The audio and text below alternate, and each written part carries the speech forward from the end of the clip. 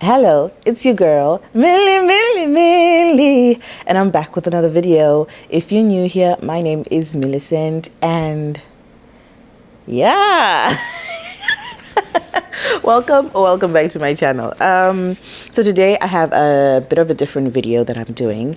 I'm doing a sit-down video where I'm basically discussing my experience moving from South Africa to Canada. So a little background of myself. My name is Millicent, of course, and in 2013 I relocated from Zimbabwe, and where I had basically spent my whole life. So I was like 19 then, and I relocated to South Africa for university, and I actually stayed in South Africa for 10 years and ultimately relocated from South Africa to Canada in Montreal this year in January. So I'm just making this video to basically discuss that experience with you guys and all that stuff. So I have my little notebook here. If you see me looking down, I did write down my points so that I wouldn't forget stuff or get stuff mixed up, because obviously some of the terms are technical and all that. But yeah, so I've been in Canada for about 5 months. We arrived on the 18th of January 2023, so we basically turned 6 months in a few weeks, and that's so amazing for us. One of the questions I get a lot is, how did you get to Canada? And for me, it was very simple. So before I get into this video, one thing I just want to reiterate is that, everyone has their own path. So just because something works out for me, or it works out for your neighbor, or it works out for your friend, doesn't mean that it will work out for you, even if you are in similar circumstances. So my video is just an FYI, just sharing my experience and all that. And, not necessarily like a how-to guide on doing certain things, because ultimately your path is your own. So yeah, how did I get to Canada? For me, it was very simple. If I water it down to the simplest form, the only way I'm in Canada is because I married someone who was coming to Canada, and that's basically it. Because for me, the way I came was through my husband. He got a job offer just when we had just gotten engaged. So we got engaged and he got a job offer, and yeah, it was a bit hectic for us, because I'm like, oh, so you're gonna leave me? And we actually assumed that he was going to have to leave us, me and Marty, and for a while, but that's not how it turned out. So we got engaged in January, and around that same time he got a job offer to come and work in Canada. So it was so anxiety inducing. It was wild. So immediately the company gave him an offer, and he started applying. He initially did the CAQ, which is literally just for Montreal, because he's applying to Quebec, and the LMAI, and those were approved by March. So if anyone is a regular here on my channel, you know that in March we got married. In March we had our Lobola Day, and so it was he was getting approval and we got married. So we didn't think that we could actually come here together at the same time, but we just took a chance, and he emailed the lawyers and he's like, okay, so I know I initially made an application for myself, but I recently got married. I got married in March, and this is my situation. So the lawyers were like, no biggie, you can apply for yourself and your son as well.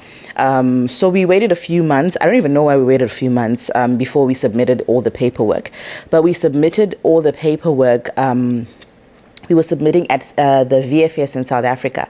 We submitted all our paperwork, which was not a lot on our part, because the lawyers were basically doing everything. So we would just send everything to the lawyers and they would submit everything for us.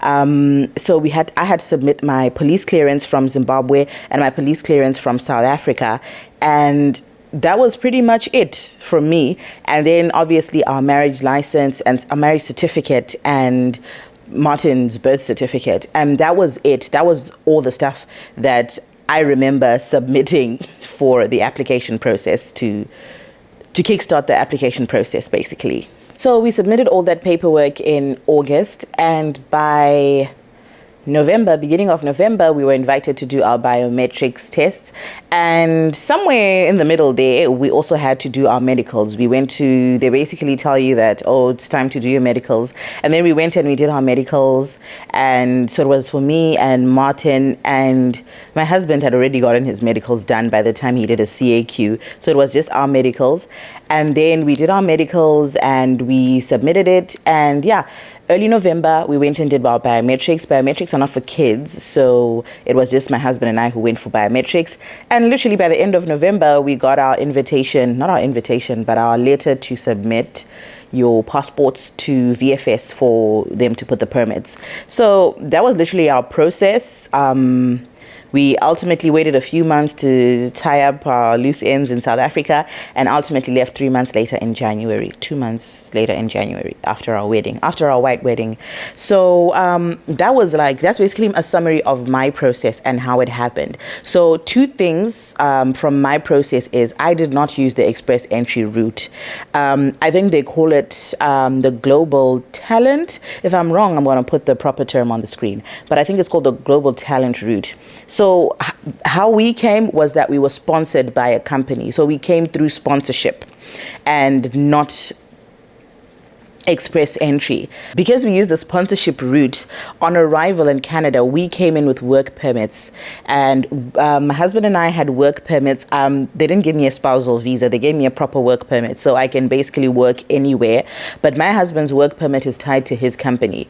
And then my son got a visitor's visa because he only needs a study permit after he turns 6, of which at that point he shouldn't be on a permit anymore. So because we are reaching our 6th month in Canada on the 18th of July this year, we now are eligible to apply for a PR, and our company can help us with that. So the company can assist you with applying. Like when you actually come the first time, they can apply for a PR so that you get a PR upon entry. But obviously it's in their best interests not to, because if you come to Canada with a PR and then maybe you get a better offer from another company a month into working for them, you can just say deuces and leave. So they let you work for them for some months, even sometimes a year, and then they'll assist you with the PR process, because you can still enter the PR pool from here. You just have to have been in Canada for 6 months. So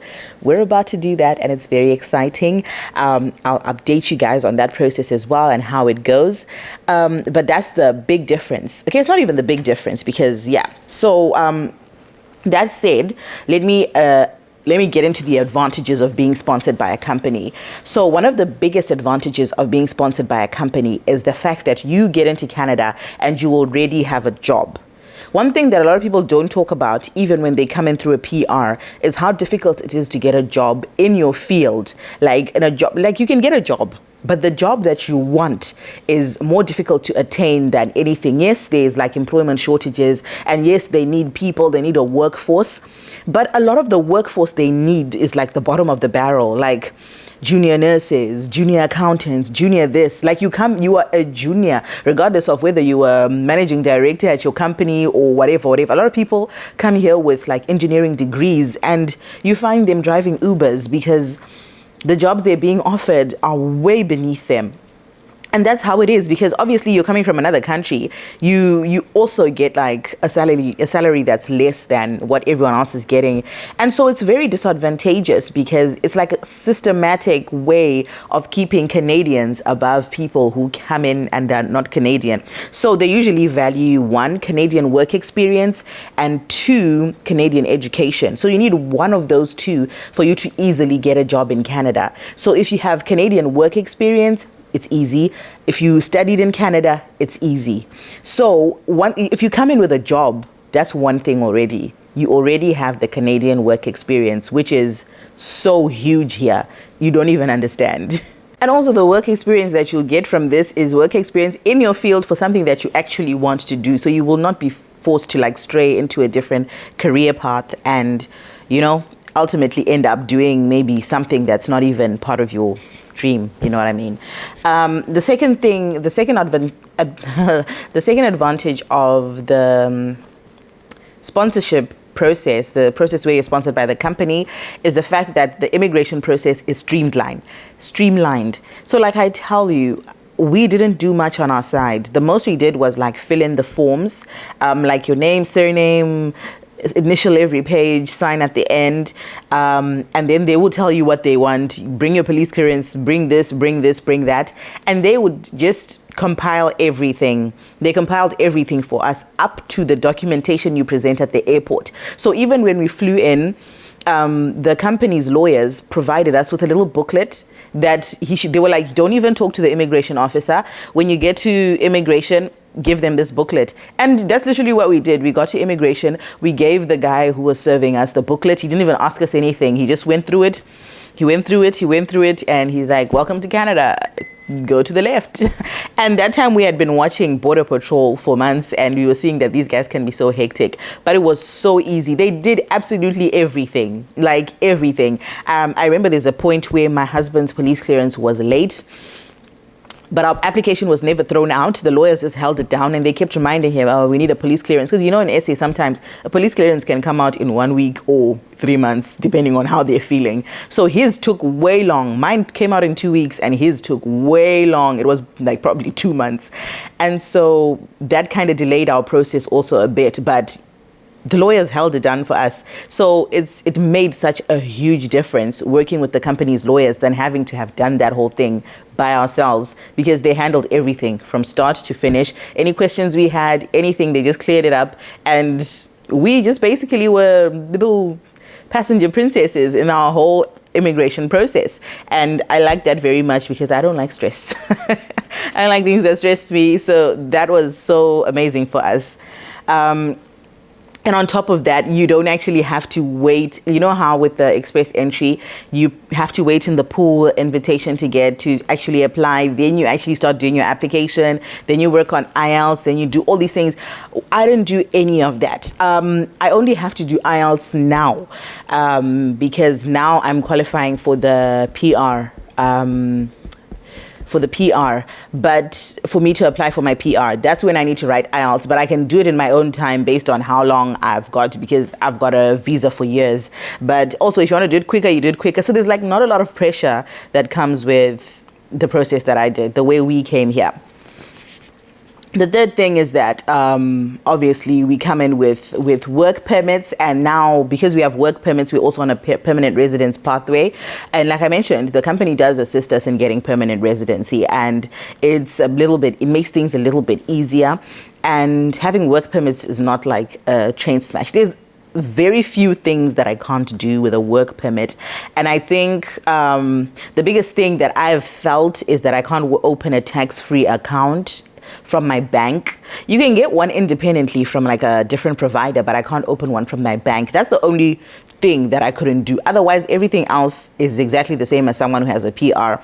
I can get a health card, I can get a driver's license, I can pretty much do anything. I've got my credit, I can get my credit card, I can pretty much do anything else that anyone else in Canada can do. It's so different from South Africa, because we even have life insurance. In South Africa, you couldn't even apply for life insurance on a work permit. That's how deep things were there. But I applied for my life insurance. My husband already had one as part of work. You know, the only thing that I'm saying that basically is a tax-free account, but then you have access to an array of savings accounts and investment opportunities as well. My SIN number, which is basically my like social insurance ID, will change when I get my PR to a permanent one, because right now I have a temp one and Marty doesn't have one at all. So once we finish the PR process and we get our PRs, because we're going to get them, we will basically change the SINs to permanent ones, and then I can open a tax-free account. But essentially, everything else is the same. Everything else, there's nothing that I've experienced. I also have access to subsidized housing and daycare, food packs, anything. All the government services are free for all for me as well as a person on a work permit. Another advantage of the route we took, which is sponsorship route, is that the costs are significantly lower, because when you're sponsored by a company, they essentially take care of all your expenses. They pay for your medicals, they pay for your flights, they pay for your visa process, they pay for everything. They pay for the lawyers, they pay for pretty much everything. So essentially, what we had to pay for was our accommodation when we moved here. So we just basically got to Canada and started having to take care of ourselves, of which the company did extend, like they had a program where we could get money from them and then pay it off over like a loan. But no debt, thank you. Not like that. We didn't want that kind of debt. But essentially, they took care of everything. So unlike the PR process, we didn't have to prove funds. We didn't have to save up and have a certain amount of money in a bank account somewhere. We didn't have to do that. Everything we paid for cash, we could get reimbursed by the company. So like medicals, we paid medicals cash, but then you send them receipts and then they'll give it to you once the time is right, basically. And so the costs were significantly lower. And that helped us so much because obviously coming to a new country, adjusting to the new cost of living, adjusting to everything, you don't want to be already man down and be like struggling before you can actually get on your feet. So essentially we came here and the first thing we had to worry about was accommodation, where we're living, of which we had already booked an Airbnb from South Africa. So that was already paid for. And so it was just food, food, because we didn't have to pay for power or anything in the first few months as we stayed in the Airbnb because everything was covered. So the costs, that's one thing that made our process so much easier because the company essentially took care of everything. They wanted us here, so they basically they rolled out the red carpet and we just strolled in. That's how it was for us. And also the support that you get from the company. I mean, the fact that they gave us lawyers who were just there, although the lawyers were slow to obviously respond, because I'm sure they're working with a lot of people and things like that. But essentially, that having them made all the difference. Knowing that you're not going to get to Canada and be broke because the company is going to offer you a support was different. They gave us health insurance because, health insurance only gets approved a few weeks. It takes the process is here kind of slow. Once you're in the system, perfect. But getting into the system is just slow. It's a bit slow. Oh my goodness, who is texting me? Okay, once you get in the system, everything is perfect. But before there, everything is a bit slow. So the company gave us health insurance so that before we are approved for the Quebec health cards and get them, we would basically have health insurance to use because unfortunately, if you go to the hospital and you if you didn't have your own insurance, personal insurance like travel insurance or something, and your health card is not out yet, you pay everything cash upfront, and that's a lot of money. Things are very expensive. We have a friend who went because the child had malaria, and the bill was like 10K. For what? Guys, 10,000. But yes, that's about it. Those are the advantages of basically coming the sponsored route because it's much different from the express entry. Express entry is more of like you're on your own, make it work. And this sponsored route felt like we just had a guardian angel looking over our shoulder every step of the way. They were just there like, do you need this? Do you need this? Just bring us this paper. We'll do it for you. That's how it kind of felt for me. And I actually liked that way. And even when people contact me and they ask for advice, I'm always like, you know what? As much as you might be in the pool, you don't know how long you're going to be in the pool. Find ways to apply for jobs, like use websites, like the government websites. They also have sections where it's particularly for people who are looking for jobs from outside Canada, willing to relocate in. There are job opportunities there. You look for jobs there. You find a company that will sponsor you because, there's not much difference. What you're trying to do is get into the country. So if you can get into the country that way, it's way easier. My advice to people who are applying to come to Canada, the big one is just research the immigration options because like I mentioned in the beginning, just because someone came in a specific path doesn't mean that's the path for you. There are many programs you can look at, like express entry, provincial nominee program, work permits, even study permits.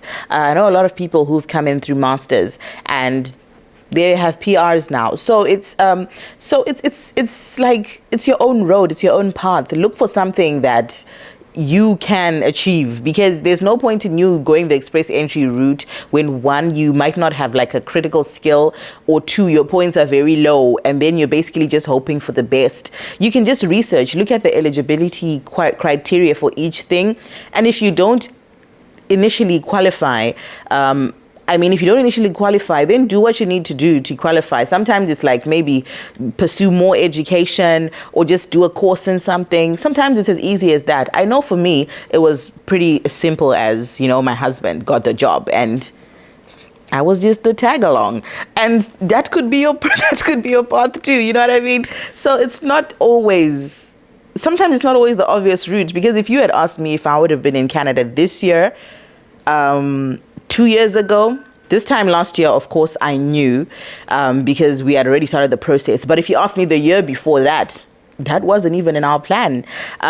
We didn't know where we wanted to move to. We knew we were going to get married soon, but we didn't even know where we're going to stay. Are we going to stay where are we going to go? Like, that wasn't even a thing yet. And this job just came out of nowhere. Literally, in December, a friend of my husband's referred him, and he's like, there's openings at my work, try your luck. And he tried his luck and he got the job. So it's not like it was God. For us, I always say it's God. When God decides this is for you, nothing you do or say can block you from that, because there were so many reasons why I shouldn't be here. For example, because first of all, my husband's application didn't even have me in the beginning. It didn't even have my son in it. It was just vibes, guys, and God opened the doors and we're here. We all came together. Our assumption was that he was going to come here and I was going to apply for a visitor's visa, and I'd visit back and forth until he had his PR so that he could sponsor me. But God had other plans, and that's what I'm always saying. Just pray about these things. When you have an opportunity coming your way, just pray about it. You never know what doors are going to open, because if I tell you that I knew that was going to happen, I would be lying.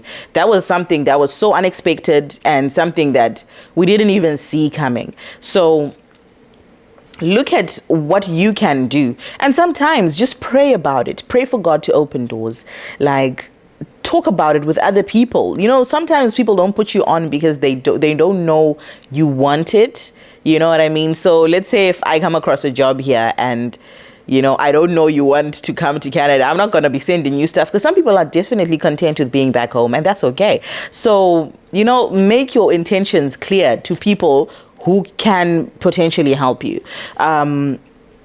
So yeah, and also planning ahead, because one shock we had, of course, everyone talks about it, that standard of living is much higher here. Cost, I think, when it comes to like groceries and stuff, things here are on par with what SA standards were. And if you're coming from Zimbabwe, you're already fine. You are fine. You're probably spending more in Zimbabwe than here. But because I know in Zim, I would go and buy stuff for $100 in the shop, and I'll just be like, oh, okay, it'll be like one bag, two at most. So you have to go like Kumatak shop to get like proper deals. But but if you walk into Pick and Pay, it's like walking into IGA or even Walmart. So it is what it is. The standard of living is high, but you'll get used to it. So just plan ahead. Just plan ahead and be sure what you're getting yourself into, because you don't want to get on the ground and be confused, especially if you're coming in the express entry route. You will need a lot of money, and even the money that they tell you that you need to have in your account, it might not even be enough for you, because remember I told you, you might get here and it might be so hard to get a job. It might be so hard to get a job. People who get a job like quickly here, it's by God's grace, and some people actually end up getting jobs through government assistance. So pray about it, plan ahead, even start applying for jobs before you leave. These things are so important, because you don't want to be here and struggling. You know what I mean? You don't want a situation where you basically burn through all your savings and you still don't have a job, and now you're forced to take a job that you're not even interested in. You're forced to do DoorDash. There's nothing wrong with doing DoorDash and all those things, but you're forced to do DoorDash and TaskRabbit and those other things that Amazon driver that you probably didn't come to Canada to do. You know what I mean? So just plan ahead. People can just share their own personal experiences, but like in my experience, everything that I've watched has never really fully applied to me. And That's why, you know, sometimes also it's also good to seek for professional assistance. I mean, I know lawyers are expensive, but you can just save up for like a consultation, because sometimes these people know certain programs that are probably new or not fully out there, and you can just consult with a lawyer, and that one thing could make all the difference for your life, because they will give you feedback based on your individual path, your individual capabilities, and, you know, your application, by like you, because everyone is different and everyone has different opportunities. So as much as you also hear people talking about, you know, how hard it is to get a job, you might be that one person who gets here and you're being headhunted, you know. So don't ever let like what everyone's talking about, you know. I guess all we can do is basically prepare you for your journey and whatnot. But I'm here, I don't have a job. I'm still self-employed, and, you know, everyone before I moved were like, you're going to have a job. The West is so hard. You know, you can't be pushing entrepreneurship on alone. You need a dual income household to survive. I agree with the whole dual income household, but I don't think that you wouldn't be able to survive if you didn't have a dual income household. You just have to live in your means. That's just how it is. And so for us, yes, our lives worked out for us, and my business is also taking a life of its own here in Canada, and God is really blessing it. So it's basically, we do have a dual income household, but I didn't have to go and get a job like everyone was telling me that start getting your docs ready, start getting this ready, because you need a job. But it is what it is, you know. Your journey is your individual journey. So, you know, if you're applying to come to Canada, I truly, truly wish you the best. And like I'm always saying, you can always reach out and I can help you in as much as I can. You know, tips, if I come across jobs and things like that, I can always help. But, you know, your journey ultimately is your own. And there are so many ways to kill a cat, just like there's so many ways to relocate. So find the route that'll be the best for you. And I know I'm in the worst position to say that, because my journey to coming to Canada was easy. Okay, it was easy. But that was my journey, and nothing stops your journey from being equally the same. So it doesn't always have to be hard, guys. God knows who you are, and God knows that his child, Millie, is a soft babe. I can't do struggle like that. So he came through for me. Ooh. 1 minute. Sorry, guys. That was my groceries. I had to bring them up the stairs. But anyway, I think this video is done. I'm out of breath. I'm unfit. Which is wild, because I work out almost at least 3 times a week. But anyway, thank you for watching my video. You know, if you have any more questions, anything you need me to clarify, you know, go over with you, all those things, I'm always available. My email and contact details are down below. You can catch me on social media, anything. Reach out, don't hesitate. Like, I talk a lot, so I tend to be available to chat and all that. So just reach out to me. And if you're in my area, you're looking for new friends, guys, I'm looking for new friends. So, you know, reach out, man, reach out. Let's link up, you know, even if you're anywhere in Canada, you know, I'm willing to travel. I'm willing to travel. That's on my CV for real. But yeah, thank you for watching this video, and I love you for watching, and I will see you in the next video. Ciao.